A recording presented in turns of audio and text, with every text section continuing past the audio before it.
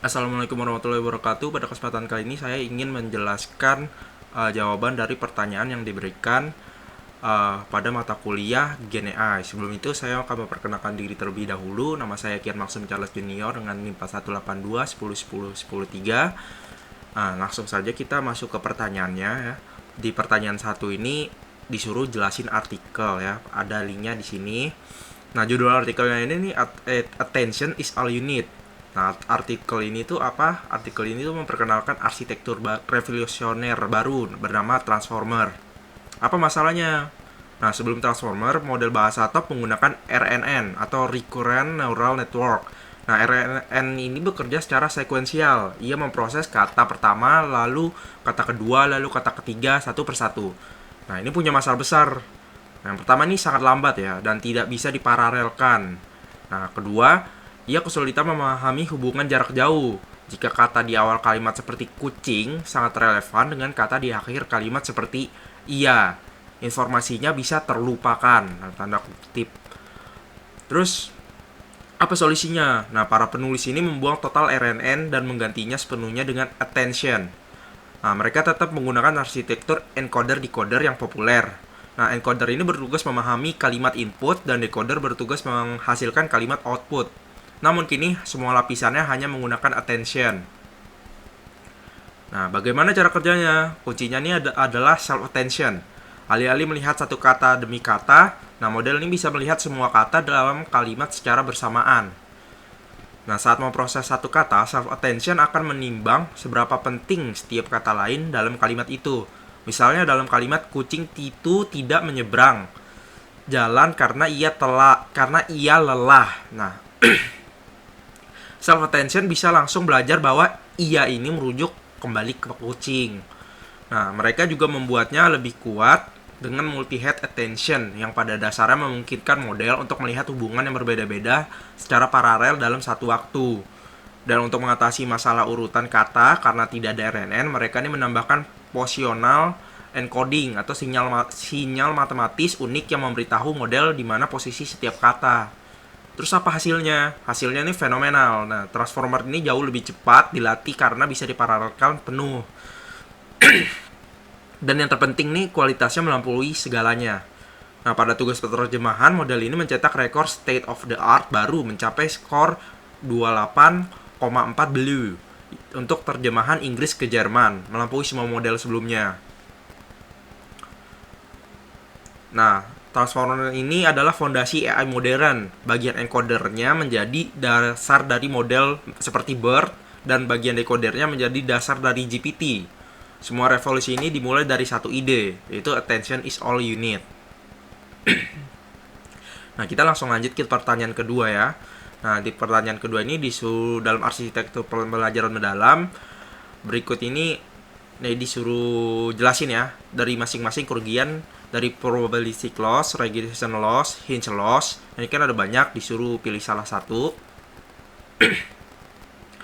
Nah, pertama ini ada hinge class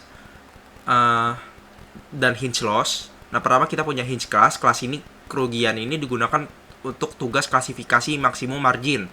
Nah, tujuannya bukan hanya untuk mengklasifikasikan dengan benar, tetapi juga menciptakan jarak atau margin sebesar mungkin antara kelompok data yang berbeda. Nah, contoh paling terkenalnya nih adalah hinge loss itu sendiri, yang menjadi inti dari support vector machine atau SVM. Nah, cara kerjanya, bayangkan ada garis batas. Hinge loss ini tidak akan memberi hukuman atau lossnya 0 jika data sudah diklasifikasikan dengan benar dan berada aman jauh dari garis batas itu. Tapi, jika data salah diklasifikasikan atau jika benar tapi terlalu dekat dengan garis batas, hinge loss ini akan memberikan hukuman. Ini memaksa model untuk menemukan batas keputusan yang paling aman dan yakin. Nah, selanjutnya ada probability class dan CTC loss-nya. Nah, kedua ini probability class ini mengandung probabilitas. Contoh perwakilan terbaiknya adalah CTC loss atau connection temporal classification. Nah, CTC ini adalah solusi jenius untuk tugas sequence to sequence, terutama saat alignment atau penjajaran antara input dan output yang tidak jelas. Contoh utamanya nih speech recognition ya, atau pengenalan suara. Nah, masalahnya seperti begini, kayak saat Anda bilang halo, rekaman audio mungkin punya 100 frame. tapi output teksnya hanya 4 huruf. HALO. Nah, bagaimana Anda memetikkan 100 input ini ke 4 output? Nah, disinilah CT-Silos berperan. Nah, ia mengizinkan model untuk memprediksi token blank. Jadi model bisa memprediksi seperti HAALLO. Nah, CT-Silos ini kemudian secara cerdas menghitung probabilitas semua kemungkinan jalur prediksi yang bisa diciutkan menjadi kata halo. Nah, ini sangat kuat karena model tidak perlu tahu alignment pastinya. Nah, terus ada segmentation atau overlap less dari dice loss dan dice loss. Terakhir kita punya kelas yang berfokus pada overlap dan segmentasi. Nah, fungsi kerugian di kelas ini seperti namanya mengukur tumpang tindih antara prediksi dan target. Nah, ini sangat penting untuk segmentasi gambar ya, terutama di dunia medis. Nah, perwakilan utamanya ini adalah dice loss. Nah, bayangkan Anda punya gambar paru-paru. Nah, 99% adalah jaringan sehat dan 1% adalah tumor. Nah, jika model hanya memprediksi semua sehat, akurasinya 99%. Nah, tapi model ini gagal total menemukan tumornya. Dice loss ini menyelesaikan masalah class imbalance. Ia tidak peduli seberapa banyak piksel latar belakang yang benar, ia hanya peduli pada satu hal, seberapa besar overlap atau tumpang tindih antara area tumor yang Anda prediksi dengan area yang sebenarnya. Nah, jika overlapnya sempurna, loss-nya 0. Jika tidak ada overlap, loss-nya tinggi. Nah, ini memaksa model untuk fokus menemukan area target yang kecil, namun sangat penting. Nah, selanjutnya kita masuk ke pertanyaan 3. Nah, di pertanyaan 3 ini, jawab dan jelaskan dengan menggunakan teknik pencarian chain of thought. Soalnya ini sebuah toko buku menjual 650 buku dalam 1 bulan. Nah, dari jumlah 25% tersebut adalah buku fiksi, 35% adalah buku non-fiksi. Sisanya buku pembelajaran. Berapa banyak buku pembelajaran yang terjual pada bulan itu? Nah, tentu mari kita gunakan teknik chain of thought atau rantai pemikiran untuk memecahkan masalah ini langkah demi langkah.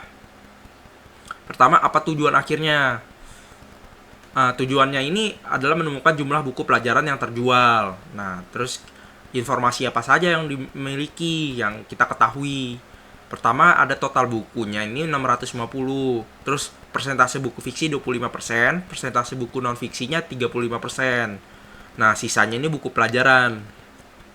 Nah, terus lanjut bagaimana cara menemukan sisanya. Nah, sisanya berarti 100% dari total dikurangin bagian yang sudah diketahui, fiksi dan non fiksi. Nah, pertama kita hitung dulu total persentase buku fiksi dan non fiksi. Nah, saya perlu menjumlahkan persentase buku fiksi dan non fiksi untuk mengetahui berapa banyak dari total 100% yang sudah terisi. Nah, perhitungannya 25% fiksi dan plus 35% non fiksi sama dengan 60%. Nah, jadi 60% dari buku yang terjual adalah fiksi atau non fiksi. Nah, langkah berikutnya ini hitung persentase buku pembelajaran. Nah, total persentase semua buku kan adalah 100%. Buku pembelajaran adalah pelajaran itu sisanya. Jadi, kita kurangin total 100% dengan 60% yang sudah saya hitung. Nah, perhitungannya ini 100% total dikurang 60% fiksi dan non-fiksi sama dengan 40%. Nah, ini berarti 40% ini dari buku yang terjual adalah buku pembelajaran. Nah, terus kita hitung buku pembelajarannya. Sekarang saya tahu bahwa 40% dari 650 buku ini buku pelajaran. Kan kita udah tahu nih. Nah, kita perlu menghitung nih 40% dari 650. Ya udah, hitung-hitungan aja. Perhitungannya 40 per 100 kali 650. Nah, hasilnya itu 260. Kesimpulannya, berdasarkan perhitungan jumlah buku pembelajaran yang terjual adalah 260. Nah, berikutnya lanjut ke pertanyaan 4. Sebutkan minimal 3 alat visualisasi data AI yang ada saat ini. Kemudian jelaskan isi fitur-fiturnya dan apa bedanya dari 3 alat tersebut yang sudah Anda jelaskan. Pertama, ada Microsoft Power BI. Microsoft Power BI ini adalah platform analitik bisnis yang kuat dan terintegrasi erat dengan ekosistem Microsoft. AI ini menjadi komponen utamanya untuk membantu pengguna non-teknis sekalipun. Nah, fitur-fitur AI ini tuh ada Ada Copilot, ini generatif AI. Ini adalah fitur AI generatif terbaru. Pengguna dapat menggetikkan perintah dalam bahasa alami. Misalkan, buatkan saya laporan penjualan per wilayah untuk kuartal terakhir. Nah, Copilot ini secara otomatis membuat visualisasi atau seluruh halaman laporan. Terus ada Quick Insight atau wawasan cepat. Nah, Power BI ini secara otomatis dia bisa menganalisis dataset Anda dan menyajikan wawasan cepat seperti korelasi, tren, atau outlier atau data pencilan ya, yang mungkin tidak Anda sadari. Jadi dia otomatis. Nah, terus ada Visual AI. Nah, ini memiliki visual bawaan seperti key influencer untuk menemukan faktor pendorong utama. Terus ada decomposition tree untuk memecahkan metrik. Terus dan ada Q&A, di mana pengguna dapat mengajukan pertanyaan tentang data mereka dalam bahasa biasa. Nah, terus ada integrasi Azure Machine Learning, memungkinkan pengguna untuk mengintegrasikan model pembelajaran mesin custom yang dibuat di Azure ML langsung ke dalam laporan Power BI mereka. Nah, yang selanjutnya ini kita ada Tableau milik dari Salesforce ya. Tableau ini dikenal luas karena kemampuan visualisasinya yang sangat fleksibel dan interaktif dan berkualitas tinggi. Dengan akuisisi oleh Salesforce, Tableau mengintegrasikan AI di bawah payung Einstein. Nah, fitur-fitur AI utamanya ini pertama dia punya generatif AI-nya sendiri ya, Einstein. Dia mirip dengan Copilot. Einstein ini juga memungkinkan pengguna berinteraksi dengan data menggunakan bahasa yang alami. Fitur ini dapat membuat visualisasi, melakukan analisis prediktif, dan memberikan ringkasan data secara otomatis. Terus ada data story. Nah, fitur ini secara otomatis membuat narasi atau cerita tertulis yang menjelaskan apa yang terjadi di dalam dashboard atau visualisasi Anda. Nah, ini membantu pengguna memahami konteks di balik angka-angka. Terus ada fungsi prediktif.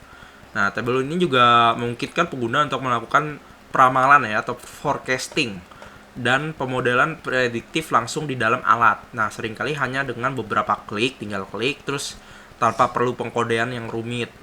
Nah, terus Tableau Pulse ini menyajikan wawasan dipersonalisasi dan proaktif kepada pengguna, memberitahu mereka tentang perubahan metrik yang penting bagi mereka. Nah, terus ada yang ketiga ini ada Google Looker Studio. Nah, dulunya ini namanya Data Studio. Nah, Looker Studio ini adalah alat visualisasi data berbasis web dari Google.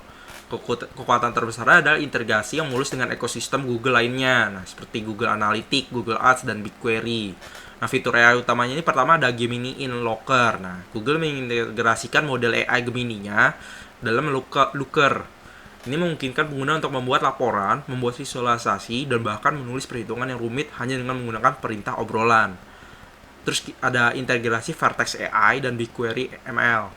Nah, kekuatan AI utama Looker Studio ini berasal dari koneksi back-end-nya. Pengguna dapat menjalankan model machine learning seperti regresi atau klasifikasi langsung dalam database BigQuery dan kemudian divisualisasikan hasilnya di Looker Studio.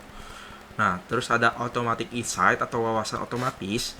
Ini mirip dengan Power BI. Looker Studio dapat secara otomatis mendeteksi anomali atau tren dalam data Anda dan menyorotinya untuk analisis lebih lanjut. Nah, meskipun ketiga alat ini sekarang sama-sama memiliki fitur AI generatif, yaitu Copilot di Power BI dan Einstein di Tableau dan Gemini di Looker Studio, perbedaan filosofi dan kompetensi mereka sangat jelas. Perbedaan terbesarnya terletak pada ekosistem tempat mereka berasal. Nah, Microsoft Power BI ini dirancang hidup di ekosistem Microsoft saja.